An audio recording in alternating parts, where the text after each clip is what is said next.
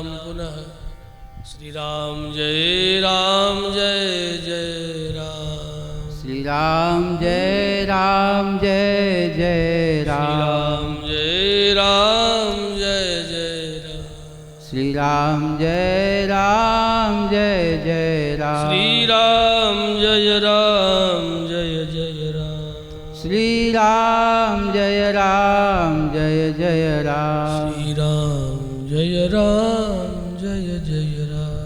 श्री राम जय राम जय जय राम। श्री यज्ञ नारायण भगवान की जय। भगवान अखिल हेय प्रत्यनीक है, कल्याणैकतान है, स्वीतर समस्त वस्तु विलक्षण है, अकारण करुणा वरुणालय, जिनका श्वास ही हम सब सनातन धर्मावलंबियों के लिए मान्य चतुर्विध वेद पुरुषार्थ को प्राप्त कराने वाला ग्रंथ वेद है, जिनका उपब्रह्मण व्याख्यान रूप श्रीमद् रामायणी कथा जो समस्त मानवों के लिए सुख शांति प्राप्ति हेतु चतुर्विध पुरुषार्थ की प्राप्ति के लिए सहज सरल प्रमाण के रूप में चरित्र के रूप में अभिव्यक्त हुआ है। चातुर्मास व्रत व्याज हम सब वेदार्थ रूप श्रीमद् रामायणी कथा का ही अनुशीलन रसास्वादन इस ऋषि महर्षियों के तपःपूत धरती पर बैठ कर के श्रवण मनन निधि ध्यासन कर रहे हैं। गत 3 माह से भी अधिक दिनों से श्रीमद् रामायणी कथा प्रसंग श्रवण कथन मनन करते हुए किष्किंधा कांड में विविध भावों से ओतप्रोत श्री राम चरित्र का आख्यान हम सब अनुभव कर रहे हैं। विगत दिनों में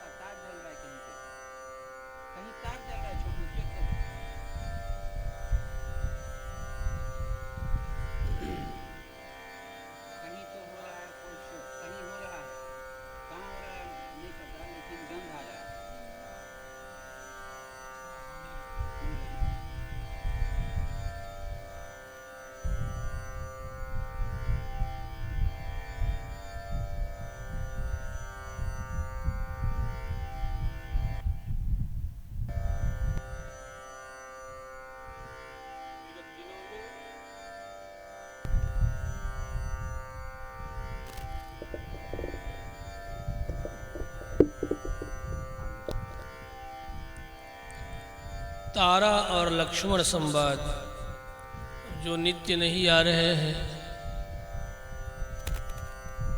वे सीधे प्रसंग को समझ न सकेंगे। रामायण में किष्किंधा के राजा बाली रहे हैं और बाली की पत्नी का नाम तारा है। श्री रामभद्र के हाथों बाली का उद्धार होता है, सुग्रीव को राजा बनाया जाता है और अंगद बाली पुत्र तारानंदन बाली की पत्नी तारा के पुत्र अंगद युवराज पद पर अभिषिक्त होते हैं। श्री रामभद्र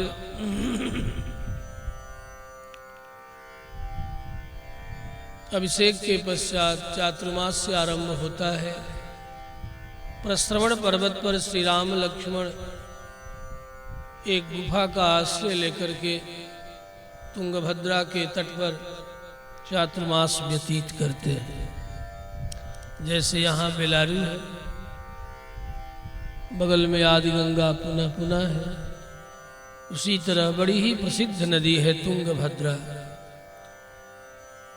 जहाँ बड़े बड़े अमलात्मा विमलात्मा भगवद अनुभव परायण संतों का प्रादुर्भाव अनादिकाल से अब तक होता रहा है, आज भी हो रहा है। ताम्रपर्णी नदी यत्र कृतमाला पयस्विनी प्रतीचि च महा पुण्य इत्यादि जो दक्षिण की नदियां हैं, प्रायो भक्ता भविष्यन्ति नारायण परायणाः, प्रायः इन नदियों के तट पर भगवान नारायण के परम भक्त जनों का प्रादुर्भाव हुआ। आलवारों की परंपरा में भूतम सरस्य महदा भय भट्टनाथ श्री भक्ति सार कुलशेखर योगी वाहन भक्तांघ्र रेणु परकालयतीन्द्र मिश्रान श्रीमत्परांकुश मुनिम प्रणतोस्मि नित्यम। भूत जोगी सर्वजोगी महदाह्वय जोगी परकाल योगी कुलशेखर आलवार इत्यादि भगवान के भक्त के रस में डूबे हुए आलवारों की जन्मभूमि का यह क्षेत्र है। तुंगभद्रा के तट पर इधर सुग्रीव किष्किंधा के राजा हुए अंगद युवराज 4 माह चातुर्मास व्यतीत हुआ है। श्री रामभद्र ने लखन को समझा करके कि जाके कहो सुग्रीव से कि हमारा कार्य भूल गए कि स्मरण है।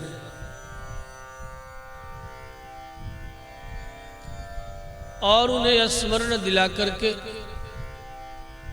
मेरे निकट लाओ। इस संबंध में बहुत से भावों का अभिवचन सत्संग के माध्यम से किया गया है। आगे कुछ एक और भाव भंगिमाओं का हम सब दर्शन श्रवण करें।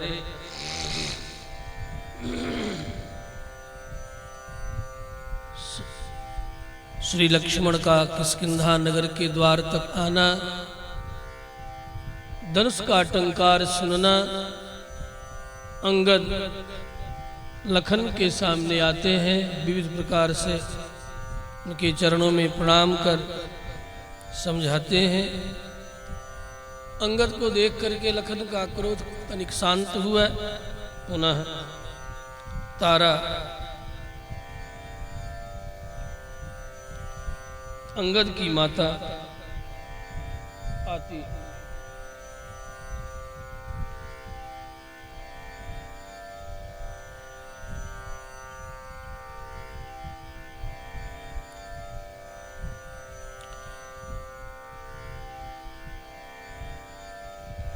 तारा श्री लक्ष्मण के पास आकर के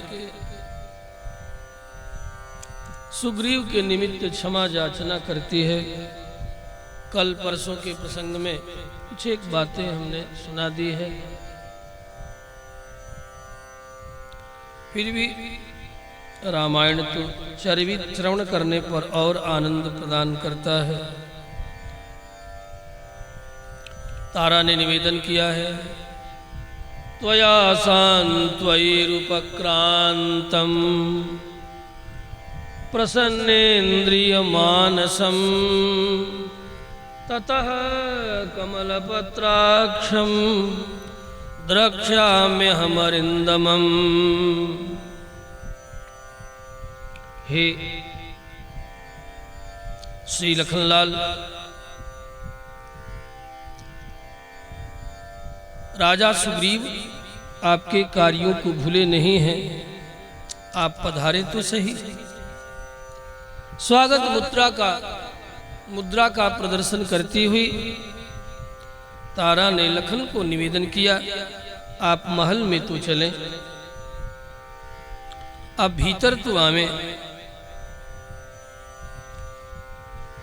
लेकिन लखन ने सोचा कि राजमहल में पता नहीं सुग्रीव कैसे, किस स्थिति में, कहाँ क्या कर रहे होंगे, इसलिए मुझे राजमहल में नहीं जाना चाहिए।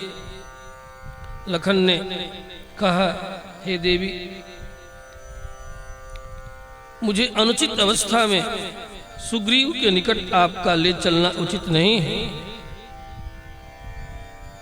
पर स्त्री का अनुचित अवस्था में देखना अधर्म माना गया है। बुद्धिमती तारा ने कहा, हे लखन, मैं आपका अभिप्राय समझ गई। हे सुमित्रानंदन, मित्र भाव से परदारावलोकन अधर्म नहीं माना गया है, यह धर्म है। स्वजन भाव से, संबंधी भाव से, मेरे सगे संबंधियों की ये परिवार है, इस भाव से परदारावलोकन, परस्त्री अवलोकन में कोई दोष नहीं है।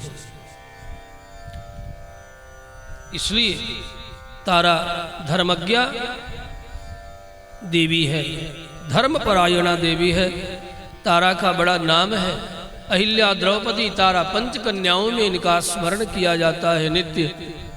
आप सब भी सुने होंगे, अहिल्या, द्रौपदी, तारा, कुंती, मंदोदरीस्तथा, पंचकन्या स्मरे नित्यम सर्वपातकनाशनम। परम वैदुष्य पूर्ण तारा के इस वचन को सुन करके लखन का क्रोध तो शांत हुआ ही, धर्म के तत्व को श्रवण करके तारा के प्रति लखन के मन में श्रद्धा जगी। अरे देखो तो सही,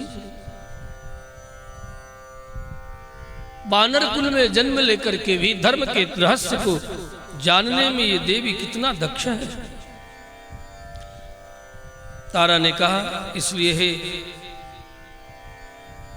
सुमित्रानंदन, आप भीतर चल सकते हैं, आपको अधर्म का स्पर्श भी नहीं होगा।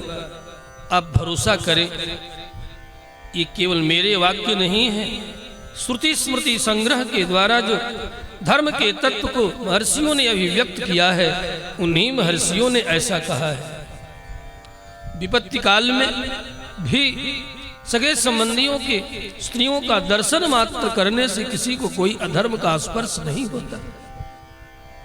अत्यंत उच्छल उत्सव में, समुत्सित उत्सव में यदि कोई दर्शन करता है, देखता है, तो उसे अधर्म का स्पर्श नहीं होता। इसलिए आप निश्चिंत होकर के महल में पधारें।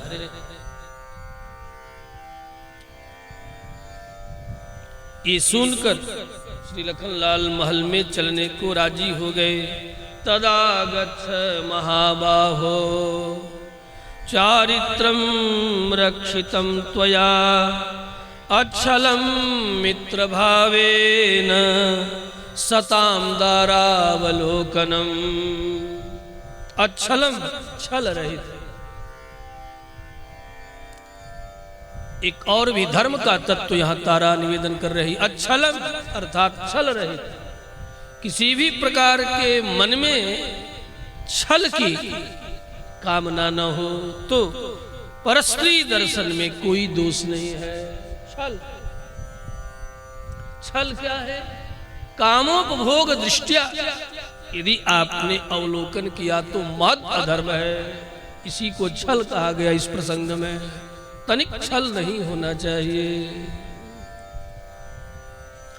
इसलिए तारा ने धर्म के तत्व को निवेदन किया। छलम मित्र भावे न, छल रहित और मैत्री भाव से, स्वत्व की भावना से, अपनत्व की भावना से, बंधु बांधवत्व की भावना से परदारावलोकनम सताम।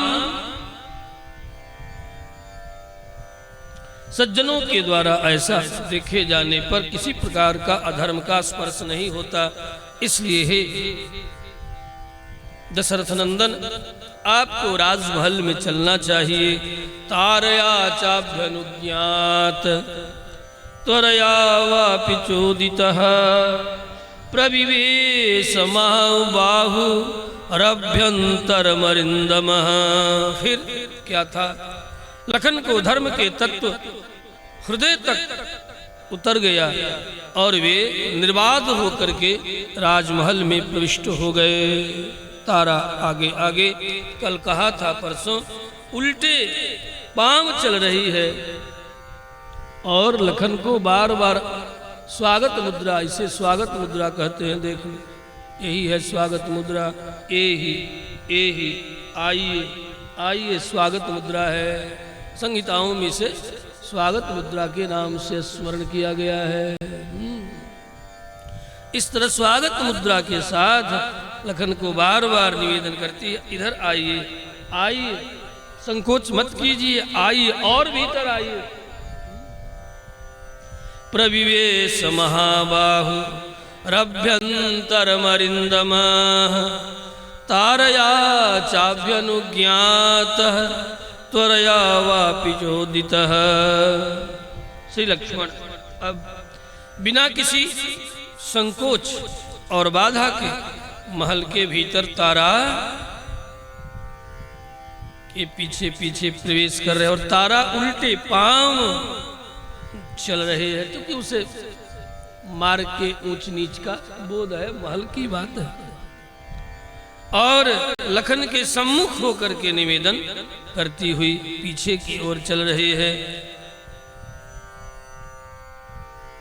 सुग्रीव लक्ष्मण के क्रुद्ध मुखमंडल का दर्शन करते ही व्याकुल हो गए। सुग्रीवो लक्ष्मणं दृष्ट्वा बभूव व्याकुलेन्द्रियः तम प्रतिहतं क्रुद्धं प्रविष्टं पुरुषर्षभम्। श्री लखन जो हैया श्री रामभद्र के जनकनंदिनी जानकी के वियोग से जो रामभद्र अत्यंत व्यथित हैं, दुखी हैं, ऐसे श्री रामभद्र के दुख का स्मरण करते हुए लखन ने सुग्रीव से कहा, हे वानरराज, आप ध्यान से सुने। जगत में प्रायः देखा गया है, संसार में आदर उसी का होता है जो धैर्यवान हो, कुलीन भी हो, दयालु भी हो और जितेंद्रिय, साथ ही साथ सत्यवादी हो। ऐसे राजा का कोई आदर नहीं करता जिसमें धैर्य न हो, जिसमें सत्य न हो, जिसमें प्रजा मात्र के लिए दया न हो और अत्यंत भोगों को प्राप्त होने पर भी जो जितेंद्रिय न हो। जो अजितेंद्रिय होकर के भोगों में आसक्त हो जाता है, वह राजा और उस राजा का राज्य भी दोनों नष्ट हो जाते हैं। इसलिए राजा को जितेंद्रिय होना चाहिए, क्योंकि उन्हें प्रभुत भोग वस्तुएं प्राप्त है। भोगने के लिए रूप रस गंध शब्द स्पर्श आदि सकल विषय निर्बाध रूप से प्राप्त हो जाती है। अतः राजा को जितेंद्रिय होना चाहिए और प्रजा मात्र के ऊपर दया से भर करके उनके कल्याण के लिए सदा तत्पर रहना चाहिए। सत्य में स्थिर होना चाहिए। आपत्ति विपत्ति आने पर भी धैर्य का परित्याग नहीं करना चाहिए। हे वानरेंद्र, जो पहले मित्र के द्वारा अपना कार्य तो करा लिया और जब उसके कार्य का समय आया तो भूल गया,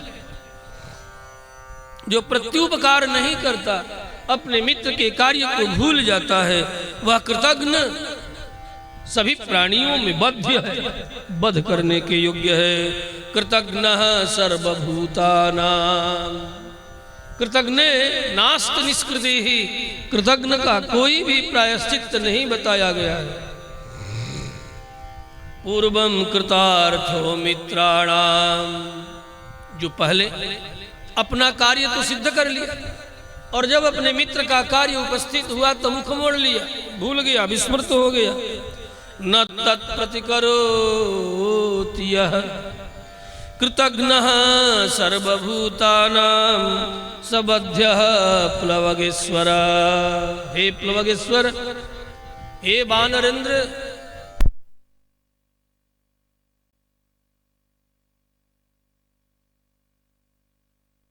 अंग अंग थर थर थर थर कांपने लगे, सारी इंद्रियां कांपने लगी।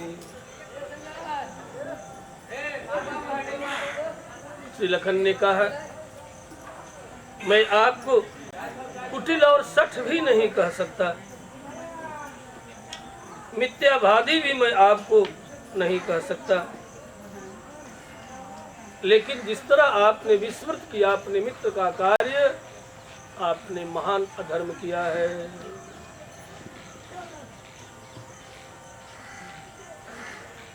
मध्य में जो तारा साथ साथ आई है, बगल में ही तो खड़ी, झट बीच बचाव करती है। चतुरंगना है, परम वैदुष्य पूर्णा है तारा। तारा ने कहा बड़ी अंजलि मुद्रा में सिर झुका करके, हे वीर श्रेष्ठ, हे सुमित्रानंदन, मैं आपकी बात समझ सकती हूँ कि आप क्या कह रहे हैं। सच कह रही हूँ, वानरेंद्र सुग्रीव तनिक भी कृतघ्न नहीं है, सच भी नहीं है। ऐसा नहीं कि अपने मित्र के कार्य को भूल करके घोरता धारण किए हुए हैं, साथ में कुछ भी नहीं है, और मिथ्याभाषी बिल्कुल नहीं है। हे परम तपस्वी, हे परम तप, भगवान श्री रामचंद्र के कार्य को इन्होंने भुला भी नहीं, बस तनिक सा विलंब अवश्य हुआ है। ये आप जो कह रहे हैं इसकी मैं स्वीकृति दे रही हूं। श्री रामभद्र ने जो इनके ऊपर उपकार किया है वह अभी किया, ये अनेक जन्मों में भूल नहीं सकते। उसी उपकार का ही परिणाम है कि ये अनेक वर्षों से सताए गए थे, और जब इन्हें राज्य और कोष, पुत्र परिवार प्राप्त हुआ तो ये सहज ही पाकर के उसी में आसक्त हो गए, और आसक्ति में इन्हें काल का, समय का ध्यान नहीं रहा। इतना अपराध तो मैं स्वतः स्वीकार करती हूं। सुग्रीव सिर झुकाए हुए हैं। दूसरी बात, कौन ऐसा जगत में है जो समरांगण में श्री राम के बिना कोई और कर सके? श्री रामभद्र तो स्वतः अपने समस्त कार्यों को करने का सामर्थ्य रखते हैं। वे स्वतः अनंत बल की सीमा है। वानरेंद्र सुग्रीव भूले नहीं है, केवल काल का बोध न हो सका, समय की पहचान न कर सके। इन्हें उपस्थित ही उपस्थित, इन्हें स्वतः उपस्थित होना चाहिए था भगवान श्री रामभद्र के चरणों में, लेकिन इनके उपस्थित होने से पहले ही जो आपका आगमन हो गया, बस इतने ही काल का विलंब हुआ है। श्री राम जी के अनुग्रह से ही इन्होंने वानरों के शाश्वत कुल परंपरा से प्राप्त राज्य कीर्ति को प्राप्त किए हैं। नैवा कृतज्ञ सुग्रीवो न सठो न पिदारुणः नैवानृतकथो वीर न जिह्मश्च कपीश्वरः उपकार कृतं वीरो नाप्ययं विस्मृतः कपिः रामेण वीर सुग्रीवो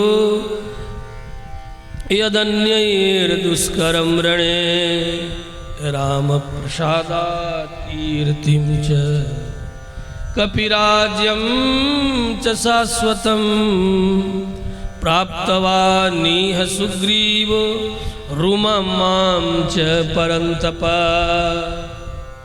जिस रुमा से अनेक वर्षों तक ये दूर रहे, उस रुमा और मुझ तारा को प्राप्त करके कौन ऐसा जगत में जीव है जो स्त्री सुख को पा करके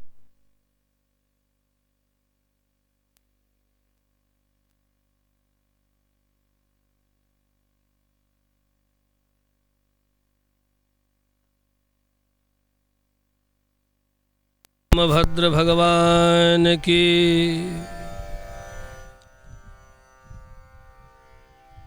मृग नयनी के नयन सर कोयस लाग न जाहि। जगत में ऐसा कौन जन्म लिया है कि रुमा और मुझे जैसी स्त्री को पाकर के आसक्त न हो जाए। इसमें है सुमित्रानंदन, मैं वानरेंद्र सुग्रीव का कोई दोष नहीं देख रही हूं। निश्चय ही श्री रामभद्र की कृपा का ही यह परिणाम है कि आसक्त होकर के उनके कार्यों को भूले नहीं, आसक्त होकर के केवल विलंब भर हुआ है, इसलिए उस विलंब को आप क्षमा करें। यदि आप ये कहें कि सुग्रीव कृतज्ञ हैं, तो मैं कहूंगी नहीं, सुग्रीव कृतज्ञ नहीं है। वे राम कार्य को विस्मृत भी नहीं किए हुए हैं। मैं सच कह रही हूं आपके सामने। यदि आप कहो कि तुम मिथ्या ही सुग्रीव की प्रशंसा कर रही हो अपने बुद्धि बल के कारण, अपने बौद्धिक चातुर्य से सुग्रीव की प्रशंसा कर रही हो, तो ये भी सच नहीं है। मैं बौद्धिक चातुर्य से केवल राजा सुग्रीव की प्रशंसा नहीं कर रही हूं। आप सच माने, मैं सीधे और सरल शब्दों में कह रही हूं कि राम कार्य कोई विस्मृत नहीं हुए हैं। मैं बार बार कह रही हूं कि विलंब स्वीकार कर रही हूं। निश्चय ही विषयों में आसक्त होकर के समय का इन्होंने अतिक्रमण कर लिया। सुदुख सहिता पूर्वम, बड़ा सुंदर तर्क दिया है बाली पत्नी तारा ने। सुदुख सहिता पूर्वम प्राप्तिदम सुखमुत्तमम, जिन्हें अच्छी तरह दुख प्राप्त हुआ हो, पुत्र पत्नी परिवार राज्य सबका वियोग मिला हो, और पुनः अचानक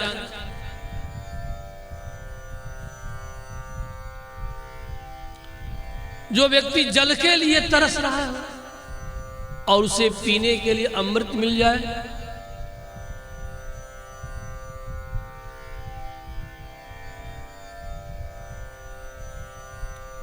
तो भला उसकी क्या दशा होगी। जो जल के लिए व्याकुल है और पीने को अमृत मिले, तो कितनी एकाग्रता और आसक्ति के साथ वो पीने में मदमत्त तो हो जाएगा, इसका आप अंदाजा लगावें, अनुभव करें। प्राप्त कालम न जानीते, यही कारण है जो व्यक्ति जल के लिए तृषा से अत्यंत व्याकुल है, जल के बदले उसे अमृत मिल जाए तो वह पीने में जितना आसक्त होगा, उसी आसक्ति का परिणाम है कि काल को न समझ सके, न जान सके। प्राप्त कालम न जानीते विश्वामित्रो महामुनि है, बड़ा सुंदर उदाहरण भी देती है। हे सुमित्रानंदन, आप अधिक न माने, अर्थात मुझे बड़ बोला न समझे, बहुत न बोलने वाली समझे, तो आपको सच कहूं, जैसे मेनका और घृताची अप्सरा में आसक्त होकर के महर्षि विश्वामित्र को 10 वर्ष के समय का ज्ञान नहीं रहा, ऐसा लगा कि अभी प्रातः हुआ और अभी अभी सूर्यास्त हो रहा, 10 वर्ष गुजर गया। जैसे विश्वामित्र जैसे महर्षि जो तप करने के लिए जंगलों में पहाड़ कंदराओं में निवास कर रहे थे, मेनका और घृताची को प्राप्त करके वे यदि काल विस्मृत हो जाएं, भूल जाएं, समय का उन्हें ज्ञान न रह जाए, तो ये तो विषयों के भूखे थे। इन्हें तो भयंकर भूख लगी थी और खाने के लिए सुंदर सुंदर षड्रस व्यंजन मिल गया, पुत्र परिवार मिल गया। अब भला ये कैसे न भूल जाते। इसमें सच कह रही हूं, इसमें वानरेंद्र सुग्रीव का कोई दोष नहीं है, इसमें राम कृपा ही दोष युक्त है। ऐसी कृपा ही उन्होंने क्यों की, उन्हें अपना कार्य करा लेना था, तब इन्हें किरीट कुंडल युष्ट राजपद प्रदान करना था। ये कुछ दिन और इसी तरह रहते, आपका कार्य कर लेते, फिर इन्हें देते। आपके भैया श्री रामभद्र ने ऐसी कृपा कर दी, ये उसी का परिणाम है। लखन मुस्कुराए।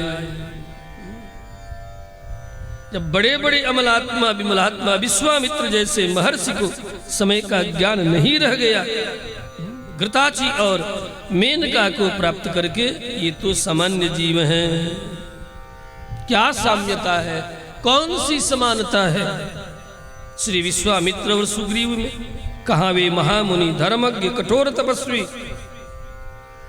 और कहाँ ये बानर सुग्रीव जो जन्म से ही रूप रस गंध स्पर्शादि विषयों में अत्यंत आसक्त रहने वाले बानर। सुग्रीव तो निसर्ग से ही जन्म से ही चंचल मति और विषयों में आसक्त जीवों में इनकी गणना है।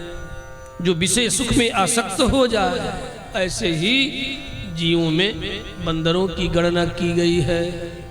इसलिए हे लखन प्रसादये त्वाम धर्मज्ञ, आप प्रसन्न हो जाएं। मैं आपकी प्रसन्नता हेतु निवेदन कर रही हूँ।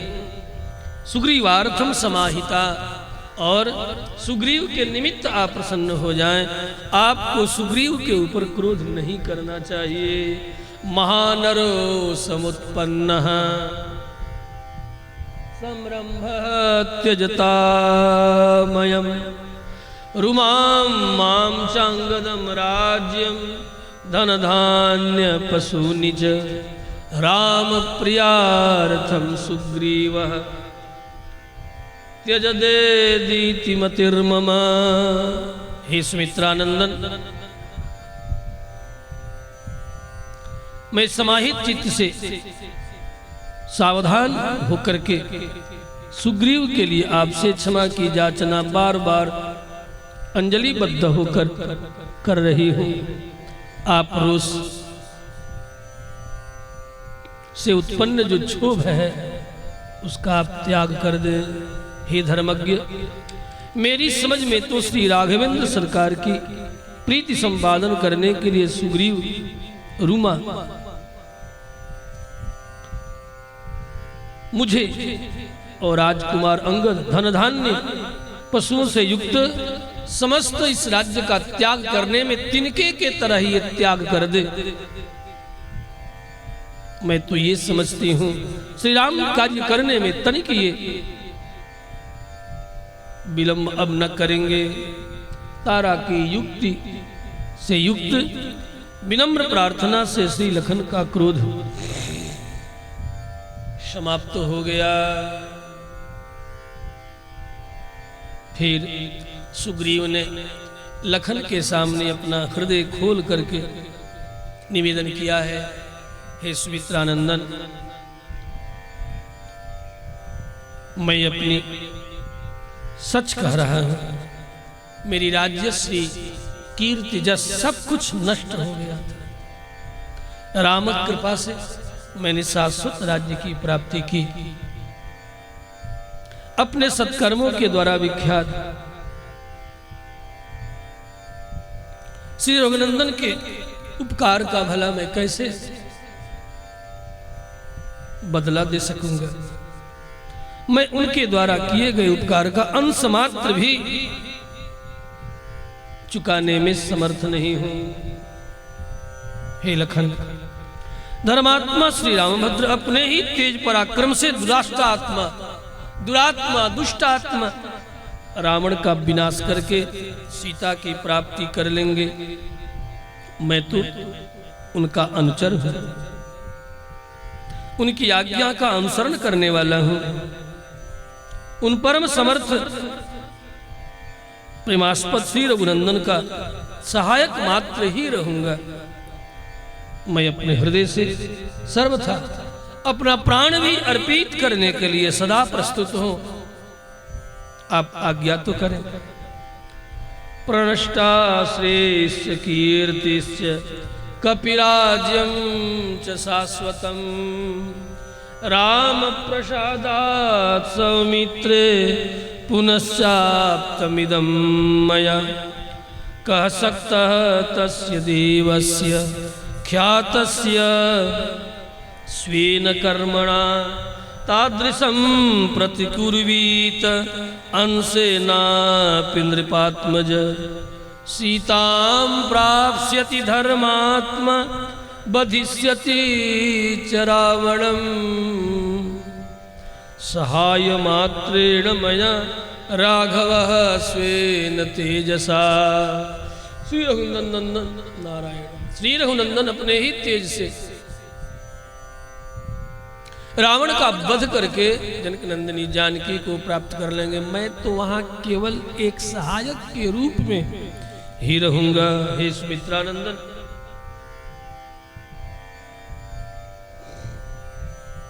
अतिशय विश्वास श्री रामभद्र के प्रति, अतिशय भरोसा श्री रामभद्र के प्रति। श्री राम तो मेरे अपने हैं। ये अतिशय जो प्रीति, अतिशय जो अपनापन है। सुग्रीव भी चतुर है, जरा मनोविज्ञान की दृष्टि से विचार करना जो बोल रहे हैं सुग्रीव।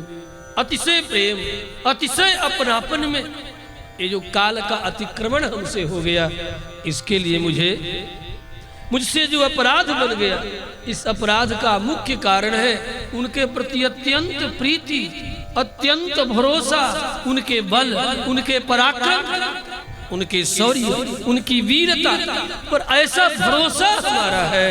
उस भरोसा के कारण जो मेरे मन में प्रीति जगी, अपनापन की जो प्रीति है, ये तो मेरे अतिशय अपने हैं। और अतिशय अपनापन का ही परिणाम है कि मुझसे काल का अतिक्रमण हो गया है। मेरे इस अपराध को निश्चय ही क्षमा सागर श्री रामभद्र क्षमा करेंगे। ऐसा कहते कहते सुग्रीव की आंखें भर गई। ऐसा कोई वही व्यक्ति कह सकता है जिसके हृदय में सचमुच में अत्यंत प्रीति हो अपने मित्र के प्रति, स्वजन के प्रति, प्रेमास्पद के प्रति। हे लखन, जगत में देखा गया कहने के लिए सुग्रीव मित्र है, लेकिन मित्र नहीं। ये सुग्रीव श्री रामभद्र के चरणों का दास अपने आप को मानता है। और आप तो जानते हैं कि प्रायः आज्ञा का अनुसरण करने वाले दासों से भूल हो जाती है। अतः मेरे भूल को करुणा सागर श्री रामभद्र अवश्य ही, ये भूल प्रीति के कारण है, अपनत्व के कारण मुझसे हुआ है, मुझे क्षमा करेंगे।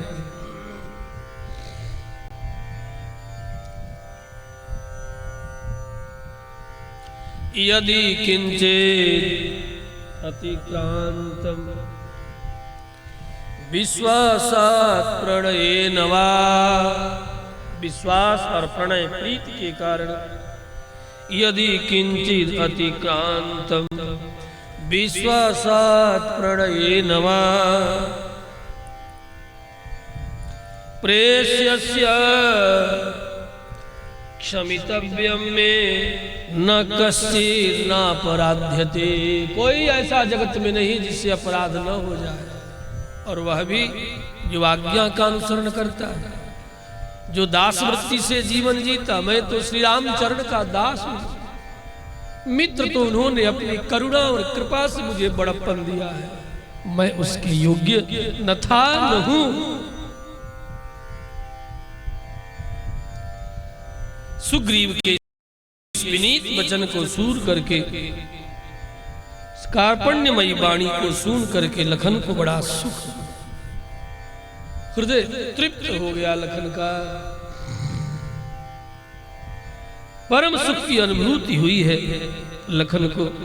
पुनः लखन ने कहा, हे वानरेंद्र, हे मित्र, हे सखे, निश्चय ही आप हमारे अपने हैं। उस भरोसा को कभी छोड़ने की जरूरत नहीं। जो भरोसा आपके हृदय में है भैया रामभद्र के शौर्य, बल, पराक्रम के प्रति, आपको वही भरोसा रखना है। राम कार्य करने में आपकी तनिक भी हानि नहीं होगी। कहने का तात्पर्य, राम कार्य में प्रायः करके देखो, अभी इजराइल और फिलिस्तीन, हमास और मोसाद दोनों लड़ रहे हैं। भारत भर सोच रहा है किसके पक्ष में जाऊं। 55 वर्षों तक कांग्रेस फिलिस्तीन का साथ दे रहा था। उन्हें ये मान करके ये लोग सताए गए, ये मान करके ये अपने राष्ट्र को प्राप्त करने के लिए, जैसे हम गुलामी से मुक्त होने के लिए अपने राष्ट्र के अनेक वीरों को बलि पर चढ़ाते आए, वैसे ही ये फिलिस्तीन के लोग लड़ रहे हैं, उनका हमें साथ देना चाहिए। एक पक्ष एक विचार है। जैसे उस समय अंग्रेजों के काल में जो लोग बागी होते थे उन्हें उग्रवादी ही तो कहा जाता था। आज हम उन्हें वीर शहीदों की उपाधियां दे दे करके आदर दृष्टि से देख रहे हैं। क्या तक अंग्रेजों की दृष्टि में क्या सावरकर राष्ट्रभक्त थे? अंग्रेजों के दृष्टि में नहीं थे। क्या भगत सिंह राष्ट्रभक्त थे? नहीं थे। फिर फांसी के फंदे पर झूले क्यों होते, झुलाए क्यों गए? निश्चय ही अपने राष्ट्र के भक्ति से प्रेरित होकर इन कार्यों को कर रहे थे। लेकिन शासन जब किसी और का होता है तो उसके दृष्टि में वह राष्ट्रद्रोह है। अंग्रेजों की दृष्टि में राष्ट्रद्रोह था, लेकिन भारतीयों की दृष्टि में न राष्ट्रद्रोह था न है। इसीलिए आज हम आदर उन वीर शहीदों का, उन वीर बलिदानियों का आज आदर कर रहे हैं। इसीलिए वे आदरणीय है अपने राष्ट्र के लिए, अपने राष्ट्र की आजादी के लिए, राष्ट्र की स्वतंत्रता के लिए। अन्यथा बाली के दृष्टि में तो सुग्रीव भी राष्ट्रद्रोही था,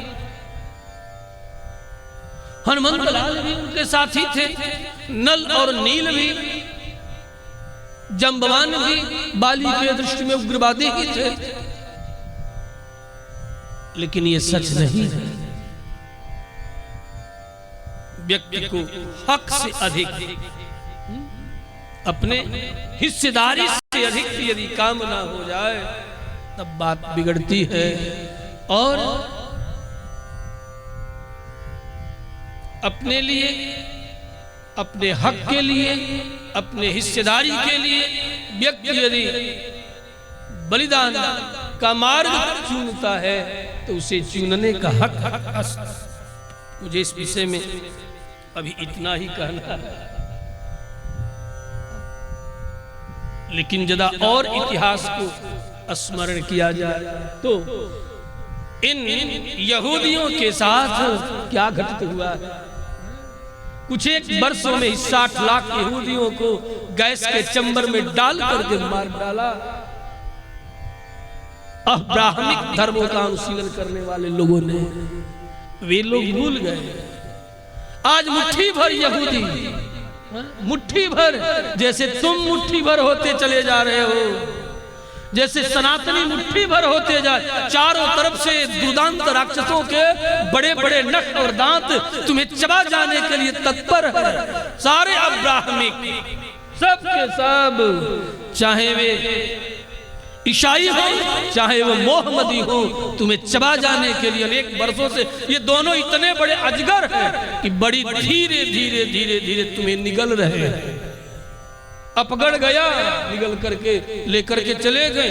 अफगानिस्तान गया, तुम्हारा सिंध गया, तुम्हारा बलूच गया, तुम्हारा आधा कश्मीर गया, तुम्हारा ब्रह्मदेश गया, तुम्हारा त्रिपिष्टपम, तुम्हारा तिब्बत गया, तुम्हारा क्या नहीं गया, तुम्हारा अंकोर वाट गया, तुम्हारा इंडोनेशिया गया, ये सब तुम्हारा था। देखो उस काल को जब राजा थे विक्रमादित्य, विक्रमादित्य का राज्य पूर्व समुद्र से लेकर के पश्चिम समुद्र तक, चाणक्य के समय में भी अखंड भारतवर्ष, सांस्कृतिक दृष्टि से भारत और राजनैतिक दृष्टि से भी भारतवर्ष तब अखंड था। यह अखंड भारतवर्ष, संपूर्ण हिमालय की सारी श्रेणियां जहां तक फैली हुई है वो सब त्रिपिष्टपम अर्थात तिब्बत, सब त्रिपिष्टप राज्य ही तिब्बत कहलाता है, जो तिब्बत हड़प लिया 48 में चाइनीजों ने हड़प लिया। ये राम कथा हमें इस संदर्भ में कहने और सुनने की प्रेरणा देती है। एक था राजा, एक थी रानी, और उसकी बेटी फूल कुमारी नहीं। ये रामायण की कथा इसलिए सर्वजनीन है, सार्वकालिक है, सर्वदेश सर्वावस्था में। जब जब इसे जिन जिन भावनाओं से श्रवण करोगे, अनुभव करोगे, तब तब तुम्हें सत प्रेरणा ये कथा देती रहेगी। हमारे दाक्षिणात्य आचार्य जन कहते हैं तुम हमारे मंदिरों को तोप लगा करके उड़ा दोगे, लेकिन उस सूर्य और चंद्र को कैसे उड़ा पाओगे? जिनके हृदय में श्रीमद् रामायण वाल्मीकि रामायण प्रतिष्ठित है, जो हमारी प्रेरणा को जुग जुग से देती चली आ रही, उस रामायण को कैसे नष्ट कर दोगे? रामायण के पन्नों को, भोजपत्र के पन्नों को नष्ट कर दोगे, लेकिन हमारे हृदय में जो रामचरित्र प्रतिष्ठित है, जो रामचरित्र नित्य निरंतर हमें प्रेरणा दे रहा है, उस रामचरित्र को तुम कैसे नष्ट कर सको? कैसे नष्ट कर दो? इसलिए इन कथाओं को, ये केवल कथा नहीं है, तुम्हारी वर्तमान की व्यथा को भी नष्ट करने की प्रेरणा है। श्री रामभद्र भगवान की।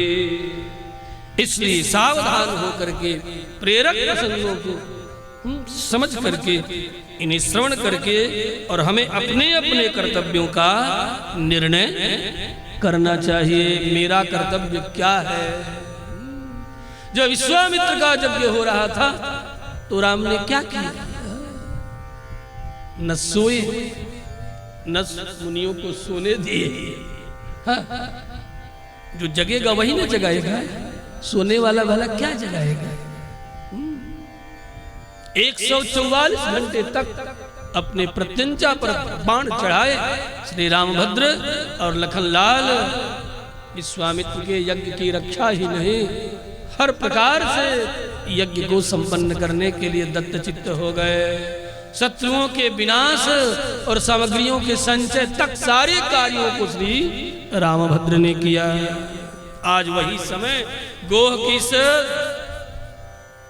धरा पर उपस्थित है, गोह की धरा पर वही समय उपस्थित है, यज्ञीय भूमि पर यज्ञशाला बनकर के तैयार है। हमें अपने अपने कर्तव्यों का निर्णय स्वतः कर लेना है और अपने शक्ति और सामर्थ्य के साथ इस महत् कार्य में लग जाना है। अपने अपने राग और द्वेष को ही सामने रखोगे तो निश्चय ही अपने पूर्वजों की कीर्ति को धूमिल करोगे, अपनी ही प्रतिष्ठा को अपने ही हाथों मसाल लगा करके कुछ का कुछ कर बैठो। इसलिए ऐसा न हो पावे, अपनी जस और कीर्ति को स्मरण करते हुए, अपने व्यक्तिगत राग और द्वेष को सामने न लाते हुए इस महत् यज्ञीय कार्य को संपन्न करने के लिए काचुक साधि रहा बलवाना। आप बलवान है, चुप होकर के बैठे रहेंगे तो ये कार्य संपन्न न हो सकेगा। जिस शौर्य के साथ, जिस सुंदरता के साथ, जिस समृद्धि के साथ यह संपन्न होना है, जिसमें आपकी जस, आपको जस मिले, आपको कीर्ति मिले, इसके लिए तत्पर हो जाना चाहिए। श्री रामभद्र भगवान के।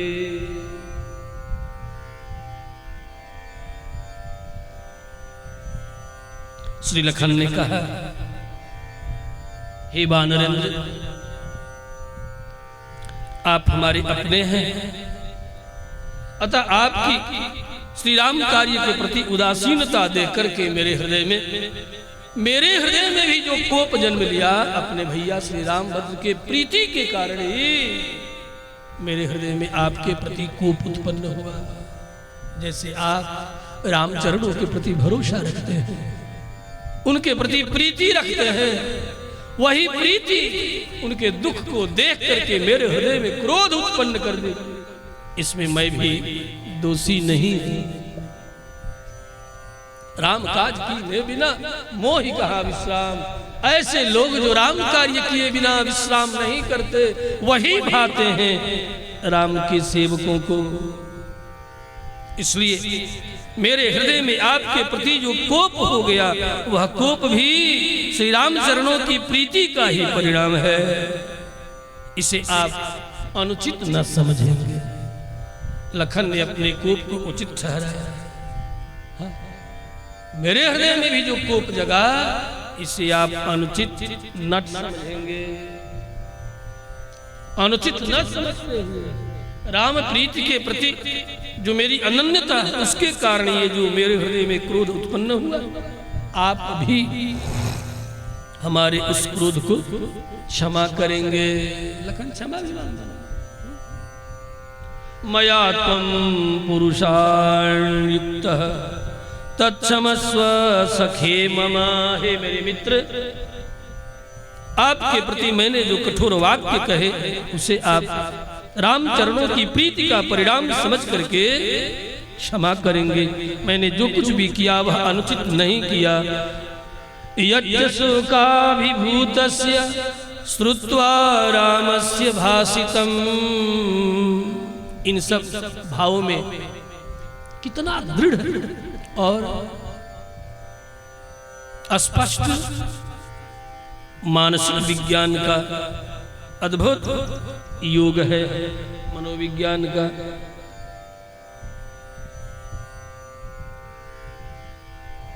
पुनः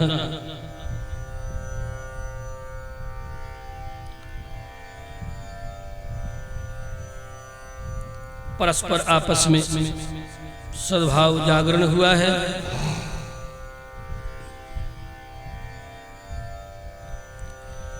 श्री सुग्रीव की आज्ञा से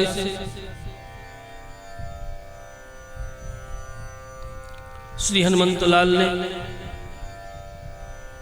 समस्त देश के बांदरों को बुलाने के लिए भेजा। जो पहले ही भेजे गए थे वे बंदर सब आ चुके हैं। जब लखन भी जान ले, समझ ले, तब आए हुए बानरों ने आकर के सूचना दी है।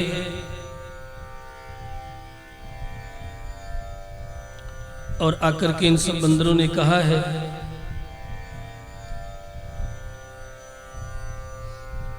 जिन लोगों ने सूचना देने के लिए जो बंदर सब गए हैं वे लौट करके आ चुके हैं। वे सब आकर के सूचना दे रहे हैं। उनके साथ भी कुछ जो आए हैं उनकी भी सूचना दी जा रही है। सब ने कहा कि हम लोग समस्त वन पर्वतों, नदियों और वनों में घूम घूम करके भूमंडल के समस्त बंदरों को आज्ञा दे दी है। हे राजन, वे शीघ्र ही आपके चरणों में उपस्थित हो रहे हैं। कुछ एक आ चुके हैं, कुछ एक आ रहे हैं। सर्वे परिश्रिताः शैलाः सरितश्च वनानि च पृथिव्यां वानराः सर्वे शासनादुपयान्ति ते।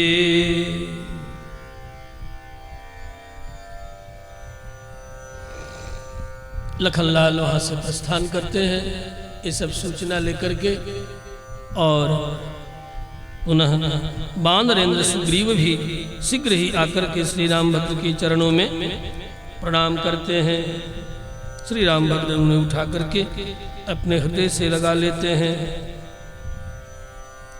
बड़े दीन भाव से सुग्रीव धरती पर बैठे हुए हैं, सिर झुका करके बैठे हैं। भक्त वत्सल श्री रामभद्र ने कहा, हे बानर शिरोमणि, जो धर्म अर्थ काम मोक्ष का चिंतन समय पर नहीं करता उसका धर्म अर्थ काम मोक्ष सब नष्ट हो जाता है। इसलिए व्यक्ति को समय की पहचान अवश्य करनी चाहिए। जो धर्म अर्थ काम मोक्ष के लिए समय का उचित चिंतन करके, मनन करके और कार्य में लग जाता है वही समय पर अपने कार्यों को सिद्ध कर पाता है। अतः व्यक्ति को चाहे धर्म के लिए, अर्थ के लिए, काम और मोक्ष के लिए समय का विभाजन करके और समय उपस्थित होते ही उस कार्य में संलग्न हो जाना चाहिए।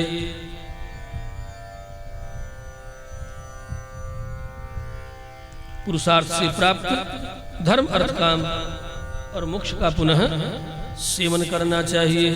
वही उत्तम राजा है जो समय की पहचान करता है। समय के विरुद्ध धर्म, अर्थ, काम भी आमय रूप होते हैं। इसलिए समय पर व्यक्ति को करना चाहिए।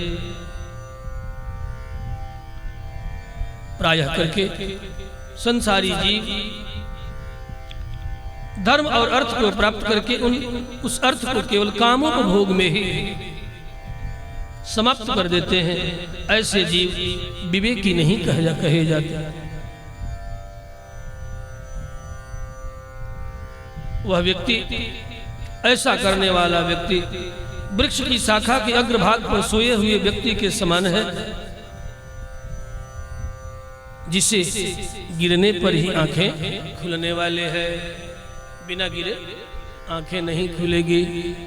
जो धर्म का चिंतन किया, अर्थ का भी चिंतन किया और धर्म अर्थ संयुक्त काम भोगों में ही आसक्त हो गया, उस व्यक्ति की वही दशा होती है जो वृक्ष के अग्रभाग पर शयन कर रहा है। कब गिर जाए, बिना गिरे उसकी आंखें नहीं खुलती। ऐसे जीवों की प्रशंसा, ऐसे व्यक्ति पुरुषार्थी की प्रशंसा जगत में नहीं की गई है। हित्वा धर्मम तथार्थंच कामम यस्तो निषेवते। पूर्वजों से आई हुई संपत्ति प्राप्त हो गई, स्वतः कोई पुरुषार्थ नहीं। धर्म अर्थ पूर्वजों के दिए हुए संस्कार के कारण धर्म भी मिल गया, अर्थ भी मिल गया। अब केवल और केवल अपनी कामनाओं को तृप्त करने में ही लगा हुआ है। हित्वा धर्मम च अर्थं च कामम यस्तु निषेवते। केवल और केवल पूर्वजों से प्राप्त सुख संपत्ति को अपने कामोपभोग में ही, कामनाओं को ही तृप्त करने में जो व्यक्ति लगाता है, उसकी वही दशा है। ये सुग्रीव, तुम्हारी यही दशा कहीं ना हो। ये पूर्वजों से प्राप्त राज्य है तुम्हें जो मिले है। सब वृक्षाग्रे यथा सुप्तः पतितः प्रतिबुध्यते। जैसे वृक्ष के अग्रभाग पर सोए हुए व्यक्ति गिरने के बाद ही वह उसकी आंखें खुलती है, कहीं ऐसी दशा न हो जाए। हे शत्रुसूदन, सुग्रीव, अब हम लोगों के लिए जो आवश्यक कर्तव्य है, बस एकमात्र यह है, सीता प्राप्ति के लिए उद्योग करने का समय आ गया है। सीता की खोज। अब व्यर्थ में समय व्यतीत नहीं करना चाहिए। सीता प्राप्ति के विषय में अपने वानर मंत्रियों के साथ परामर्श करें कि किस प्रकार से उन्हें ढूंढा जाए। वे इस समय कहाँ निवास कर रहे हैं, किस स्थिति में है, किस पद्धति से उन्हें ढूंढा जाए, इस संबंध में आप विचार करें। उद्योग समयस्त्वेष प्राप्तः शत्रु निषूदन संचिन्त्यतां हि पिंगेश हरिभिः सह मंत्रिभिः। श्री रामभद्र की बात सुन करके सुग्रीव ने बार बार सिर हिला करके स्वीकृति दी है। जिस समय रामभद्र सुग्रीव से इस तरह की बातें कर रहे हैं, उसी समय बंदरों के द्वारा सर्वत्र चतुर्दिक जिन बंदरों को सूचना दी गई है,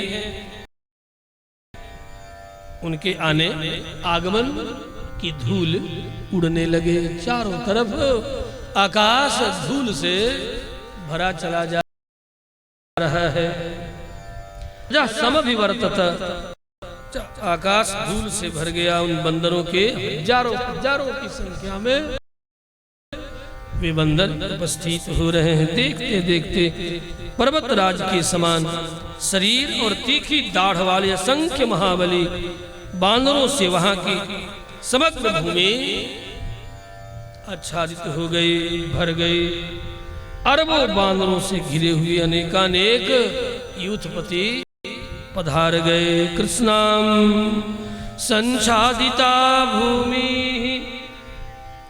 असंख्यैः प्लवंगमैः निमेषान्तरमात्रेण ततस्तैर्हरियूथपैः कोटिशतपरिवारैर्वानरैर्हरियूथपैः नादेयै पार्वते तोयैश्च सामुद्रैश्च महाबलैः। कहाँ कहाँ के आए?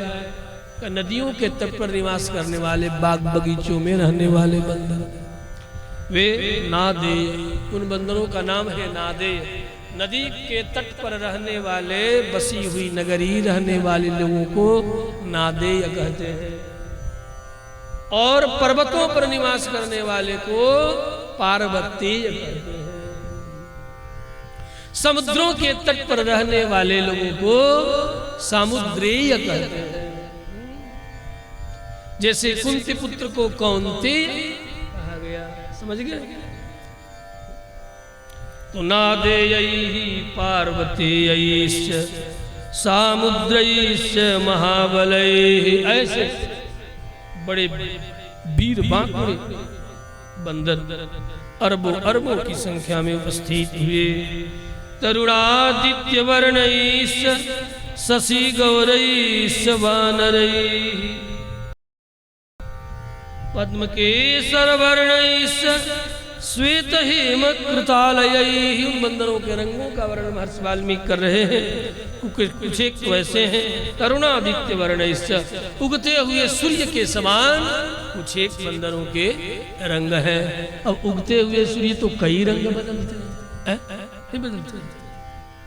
उगते हुए सूर्य देखो लगभग एक घटी तक कितना उनका रंग बदल जाता है।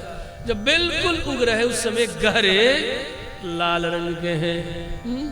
पूरा चक्का निकलते निकलते उनकी लाली हल्की हो जाती है। कुछ और चक्र ऊपर उठते उठते वो लाली भी हल्के हल्के हल्के लाल और हल्के पीत वर्ण से युक्त हो जाती है। पुनः कुछ और चक्र यदि ऊपर हो जाए तो सूर्योदय हो गया तो वह पूर्ण रूप से हल्के पीत वर्ण के हो जाते हैं। पहले गहरे पीत, पुनः हल्के पीत, इस तरह हल्के होते होते होते पुनः बिल्कुल भास्वर वर्ण के हो जाते हैं। उन्हें श्वेत भी नहीं कहेंगे, भास्वर वर्ण कहेंगे। अपारदर्शी भास्वर वर्ण के हो जाते हैं, मतलब अपारदर्शी, हीरे के तरह अपारदर्शी।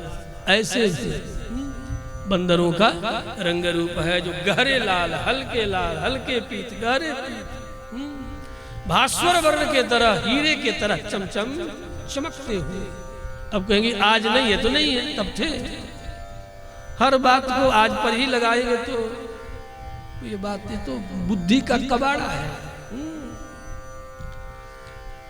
सच में देखा जाए तो ये जाति ही अब नष्ट हो गई है ही नहीं, एक भी नहीं है। अभी के जो प्राकृत बंदर हैं ये उनके जैसे नहीं हैं। वे सब के सब चले गए। हर वीर मेघ निर्ह्लाद, ये अब के तो पशु है। ये जो बंदर है ये पशुओं में आते हैं। हाँ? ये किम पुरुष है, ये कोई सामान्य नहीं है। ये मनुष्यों में नहीं है, पशुओं में भी नहीं है, तो क्या है? उपदेवों में इनकी गणना है। ऐसे है भूत प्रेत पैसाल, ये सब उपदेवता, उन्हीं उपदेवताओं में इनकी गणना है। हरिभिः मेघनह्लादैः रण्यैश्च वनवासिभिः तरुणादित्य वर्णैश्च शशि गौरैश्च वानरैः पद्म केसर वर्णैश्च। कुछ एक बंदरों का यूथ बंदरों का पद्म के समान, कमल के समान जिनका वर्ण है, कुछ एक का वर्ण केसर के तरह है। केवल वर्ण ही नहीं, कुछ एक बंदर ऐसे हैं जिनके अंग प्रत्यंग से पद्म के पराग की सुगंधी झरझर निस्तृत हो रही है। कुछ एक ऐसे हैं जिनके शरीर से केसर की सुगंधी निकल रही है। ये दुर्गंध पूर्ण नहीं है, सौगंध्य युक्त है। इसलिए कहा पद्म केसर वर्णैश्च श्वेत हेमकृतालयैः। और कुछ एक ऐसे हैं श्वेत स्वर्ण के समान, पीत स्वर्ण, श्याम स्वर्ण, नील स्वर्ण और श्वेत स्वर्ण। सोने के कई रंग हैं।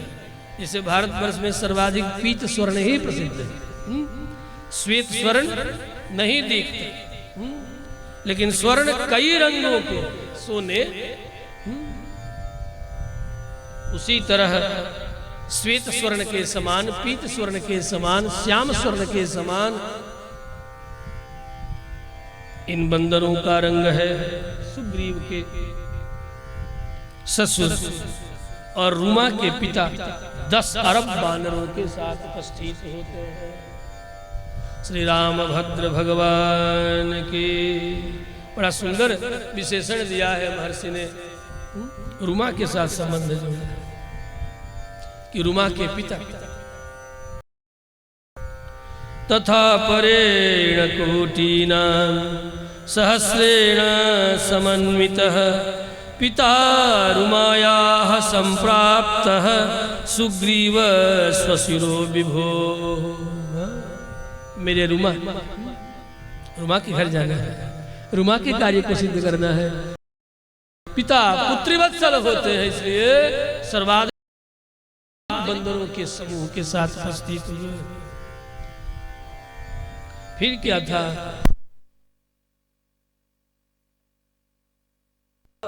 केसरी नाम के बंदर बड़े ही पराक्रमी केसरी जी भी पधारे हैं। कपिश्रेष्ठ बोलांगुल वानरों के स्वामी महापराक्रमी गवाक्ष भी आए हुए हैं।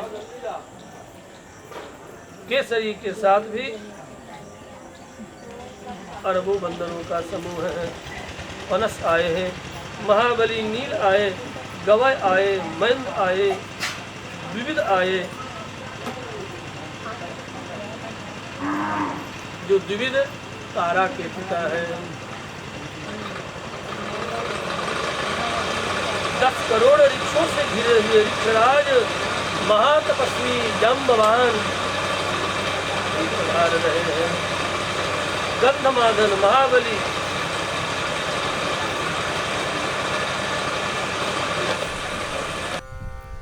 महाबली गंधमादन भी पधारते हैं। पुनः कांतिमान तार नामक बंदर आए, रंभ आए, दुर्मुख आए, 10 अरब बांदरों के साथ। जिन बंदरों के जिन गणों के अध्यक्ष हैं श्री हनुमंत लाल, इनके भी इन्होंने भी कहा चले जाना भला जगह। जिन गण के गणपति है श्री हनुमंत लाल, 10 अरब बंदरों के गणाध्यक्ष हैं। 10 अरब इनके भी सब आ गए हैं। हनुमान जी ने दिखाया प्रभु पूरी धरती पट गई।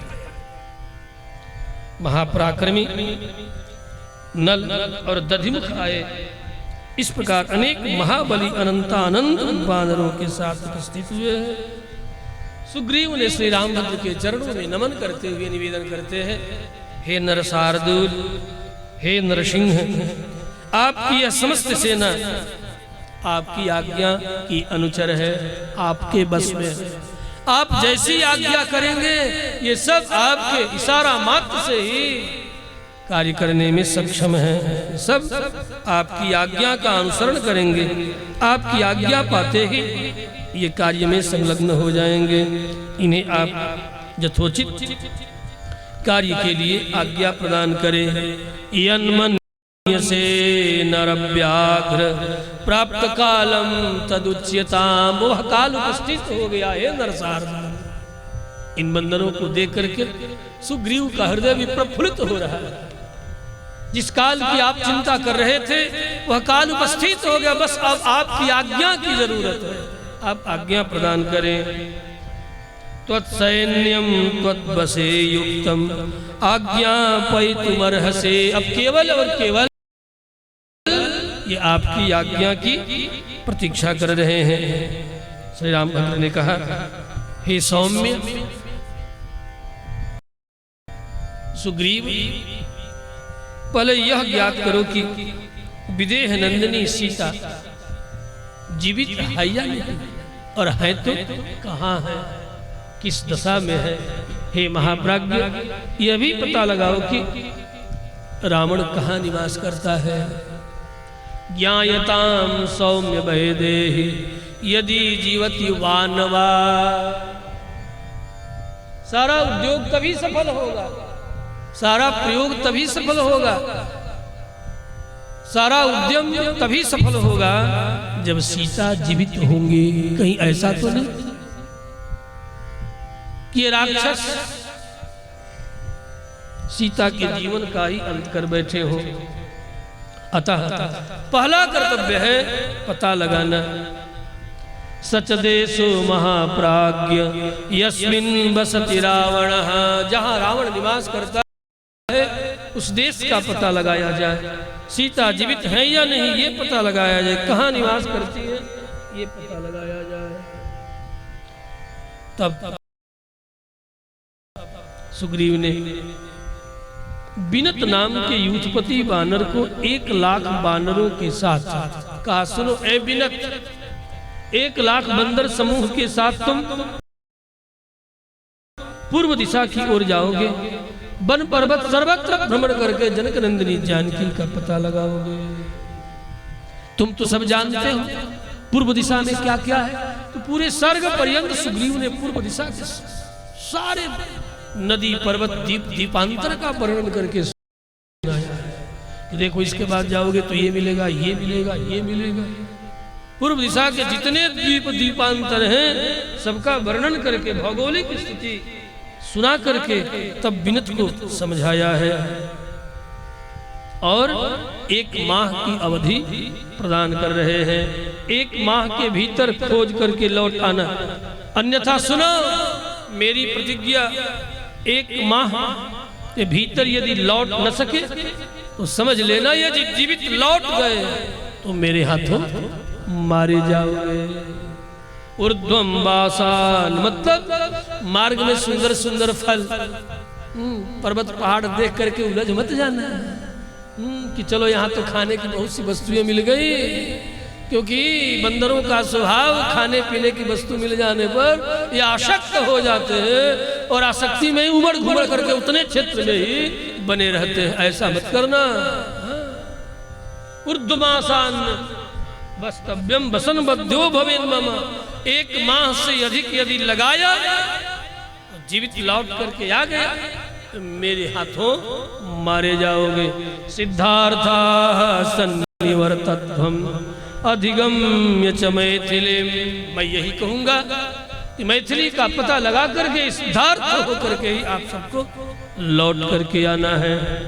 पुनः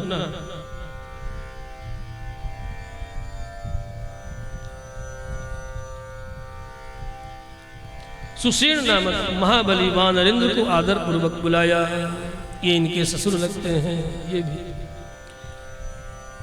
अब्रवीत प्रांजलिर्वाक्यम अभिगम्य प्रणम्य च, आप 2 लाख बानरों के साथ पश्चिम दिशा में जाएं, वहां श्री सीता की खोज करें और उन्हें पश्चिम दिशा में वहां के वन पर्वतों का वर्णन किया, भौगोलिक परिस्थिति का ज्ञान कराया। फिर सतबली नाम के महाबली बानरेंद्र को उत्तर दिशा की ओर 1 लाख बलवान बांदरों के साथ भेज रहे हैं। आप उत्तर दिशा की ओर जाएं।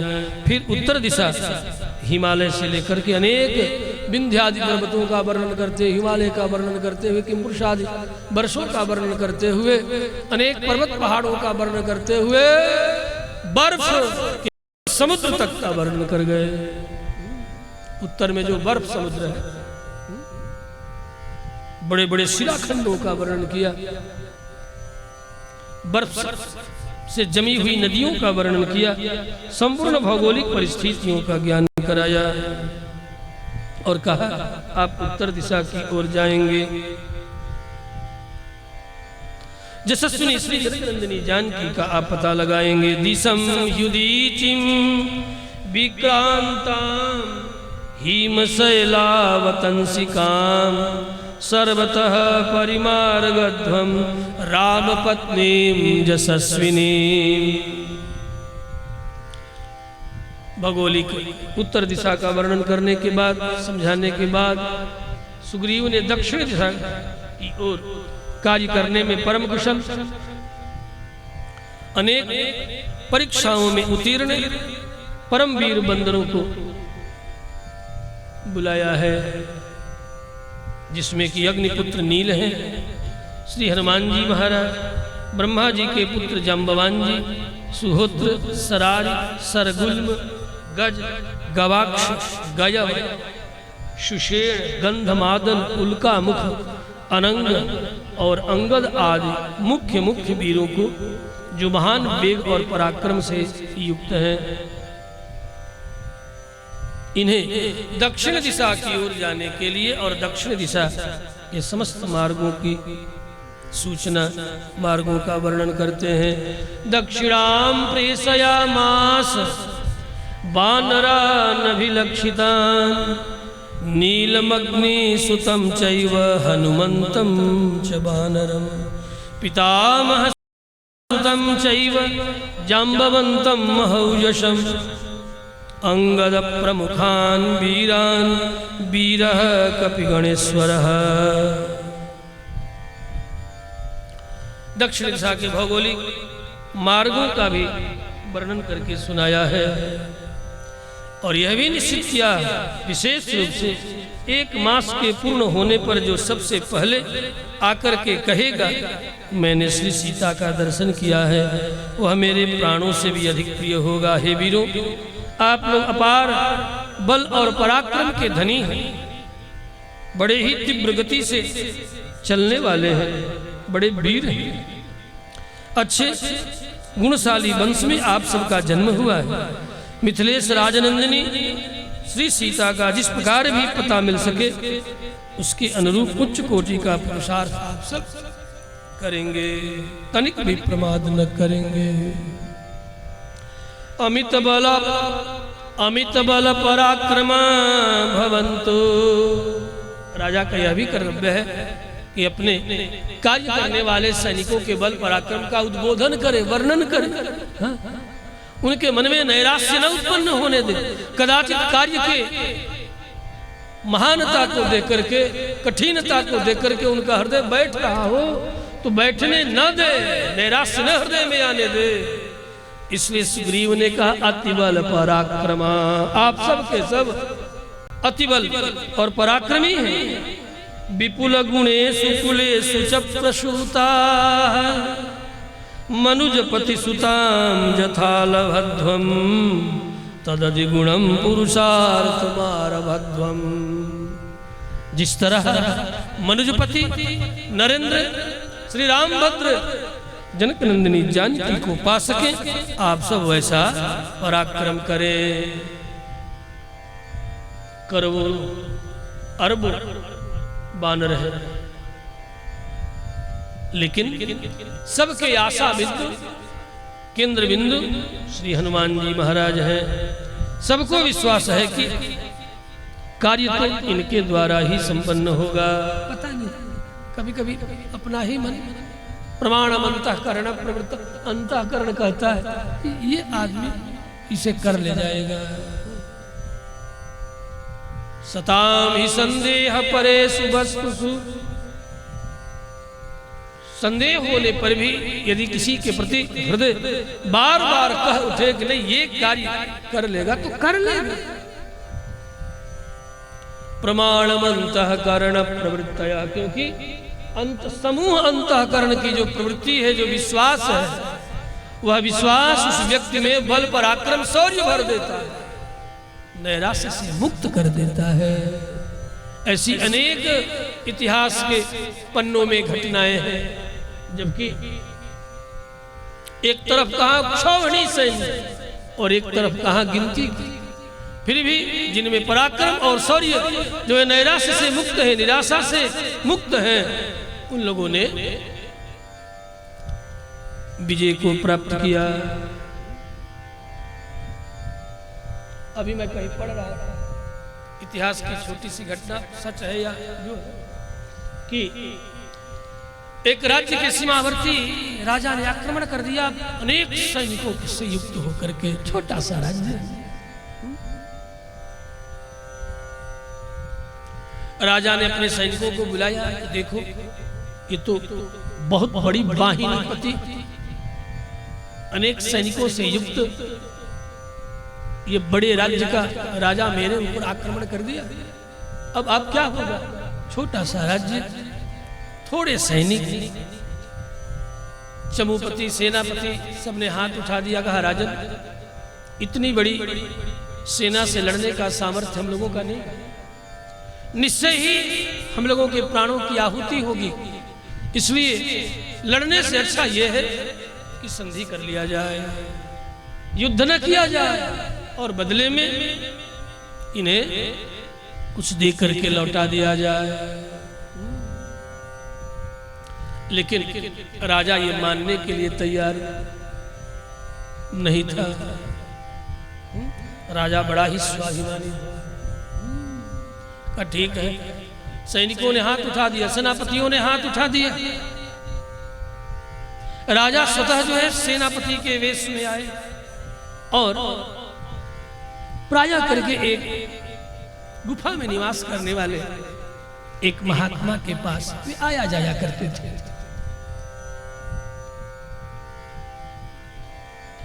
जाकर के निवेदन किया कि हे तथागत, हे संत चरण, इतनी बड़ी विपत्ति आई, इस विपत्ति से हम कैसे निकले? तो उन्होंने कहा चिंता मत करो। का चिंता क्यों न करो, तो मैं उपाय बताए देता हूं। सारे सैनिकों के हृदय में नैराश्य भर गया, कोई लड़ने के लिए तैयार नहीं। हमारा विजय लड़ने से पहले ही मेरा पराजय निश्चित है, ऐसा सबने मान लिया, सबने अपने अपने हथियार डाल दिया।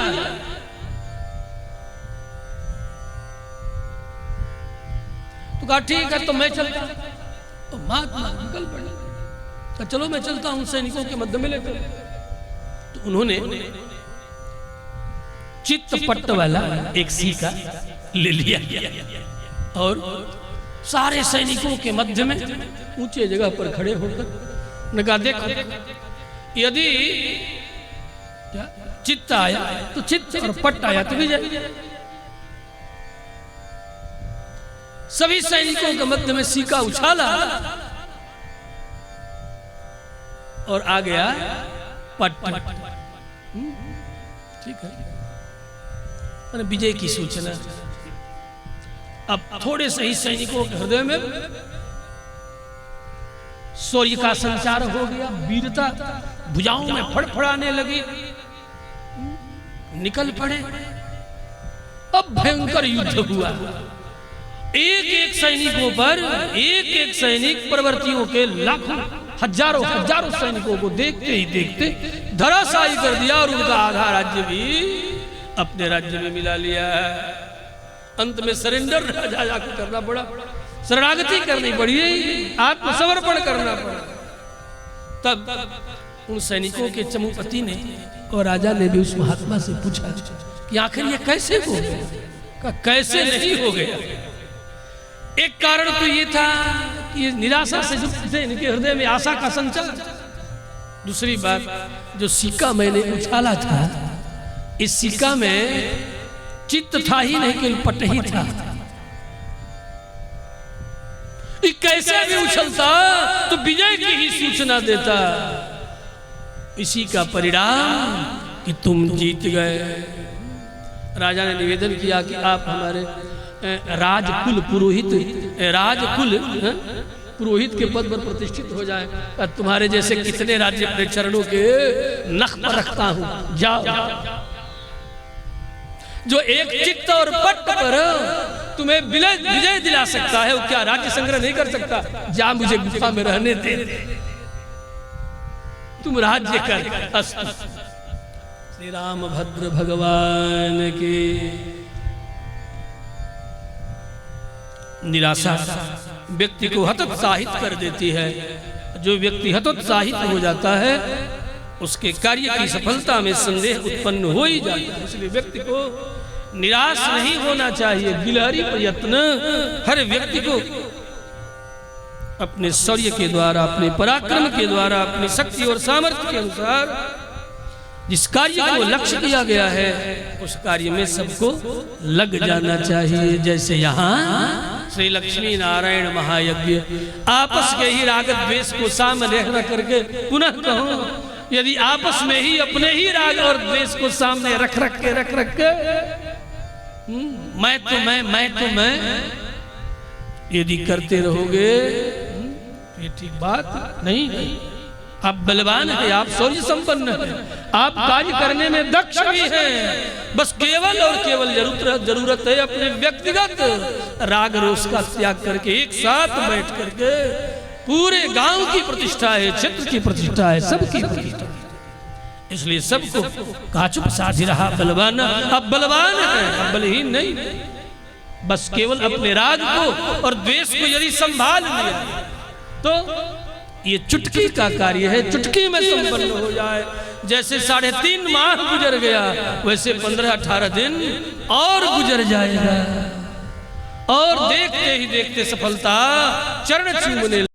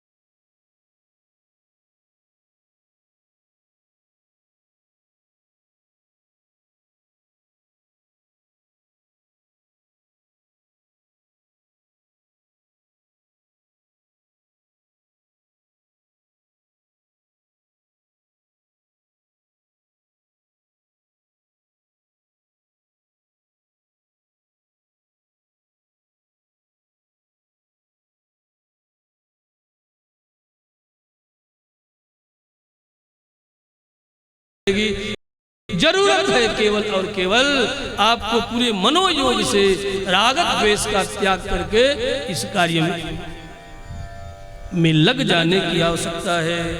खेती गृहस्थी नौकरी व्यापार करते यज्ञ नारायण भगवान की जो जन